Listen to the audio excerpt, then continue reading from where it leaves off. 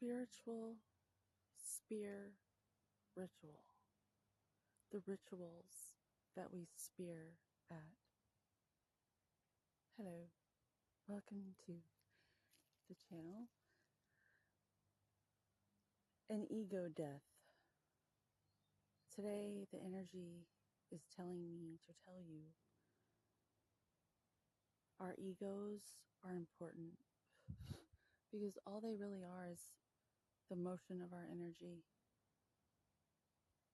like a snowball effect, like something rolling downhill and gathering more and more and more. That's all an ego really is. It's energy comings and goings throughout the day. And there's certain types of energies that come up when we're interacting with people, places, and things. And certain ones you need to ritualistically spear at like a warrior. Spiritual. A spear ritual. Ego death. You need to kill parts of your ego. Not all of it. The ego is necessary unless you want to transcend to another whatever. But as far as I know, energy cannot be destroyed.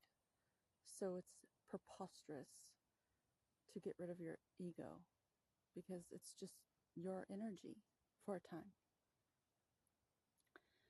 So sometimes things can come up to the surface, and we might feel uncomfortable, and then it causes us to act out in certain ways. And it's up to us to identify these feelings, these emotions, with our spear ritual cleansing and clearing. All these practices, ancient, that have been known since the dawn of time as we know it. All over the world, there's these wise spiritual practices, and they all support this. So this came out upside down, and that's what that said to me today.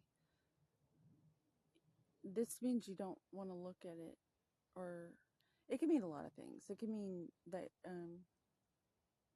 you're bound up and not able to get to it. But today it's like this, and today we're being encouraged to suss out, now that it's Libra season. Virgo season just has passed.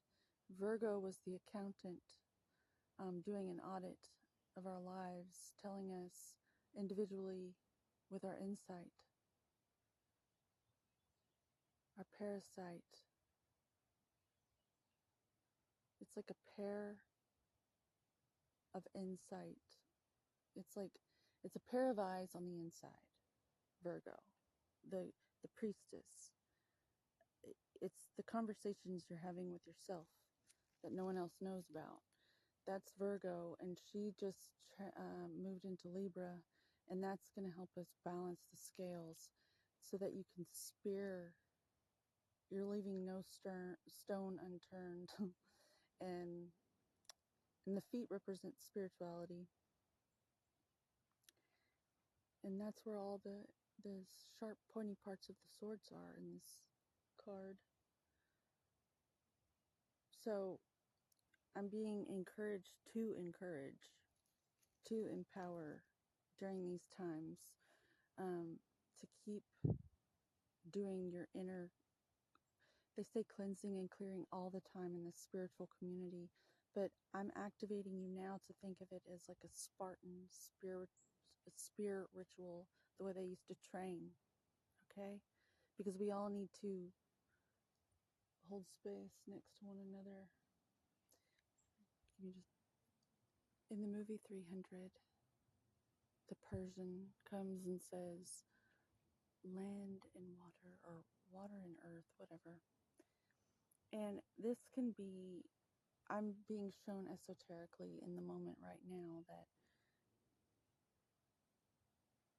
this is you in your internal state, because we're all made of the earth. our bodies and our bones, and we'll return our material self, our body, back to the earth. It has to be, it's a loner. So take good care of it, because you know, you can get your deposit back. Yeah, your soul. if if you know, you do this spiritual work that I'm being guided to guide you with. Uh, when we don't do these spear rituals, these ritual training like a Spartan warrior in the movie 300, uh, we turn into something else. And,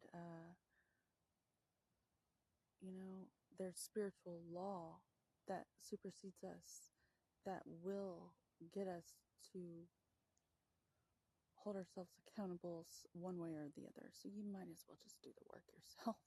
To be honest, um, no more is it going to be tolerated to meddle by projecting your emotions onto others. It's no longer tolerated. I've been given the communication that that's not going to be tolerated any longer. If someone has you feeling like you need to teach them a lesson, then that is something that you have not speared within yourself. Um, because there's a higher spiritual realm that takes care of us when we get out of line. So we are to no longer fear meddlesome people who don't do their own ritual cleansing and clearing on their own path. That message is very clear during these times. Oftentimes when we are doing our ritual spearing proudly like a Spartan warrior, you know, it's fun. The training, I'm talking about the training because I'm so passionate about the training. The exercise is a big part of it. Literally, the training. Oftentimes, we will shine like a majestic creature around those who might not feel so pretty, because their choices have not been pretty, and they're just a reflection of that. And so, you're being encouraged at these times to hold still, because they need to feel uncomfortable like that, because the tendency is for them to distract you, because you're just focused on your path. You're really not thinking about them in that way at all. You're thinking of them because they're your human family and you care about them, but you are not thinking about them at all. You don't even care. In fact, they're a nuisance and a distraction to you on your path, to be clear. And you're only walking the path because you love them. We need to be clear about that. So it comes from a beautiful place. But the thing is, you have to be still, and they need to be uncomfortable so that they can kill it, kill that. Their ego needs to have a death, that uncomfortable. That's the ego death I'm talking about. When that surfaces for all of us, the sooner you clip it off like a branch or something, the easier your time will be at your management of your well-being, so that you can be reliable in the emotional realms.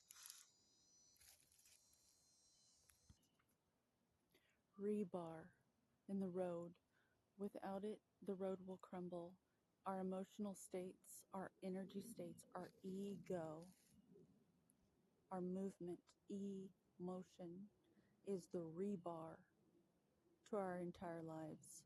The road, the path we walk. So it is of utmost importance to ritually spear and cleanse and clear yourself and get those ego deaths. You kill it. You kill those things that come up to show themselves, because they'll reveal yourselves easily and effortlessly every single day. All you gotta do is sit with it and say no, and don't give it any water, and it'll die off. And then you can water all that good stuff. You can reserve your emotional waters for all that good stuff to redo the grid of rebar within you.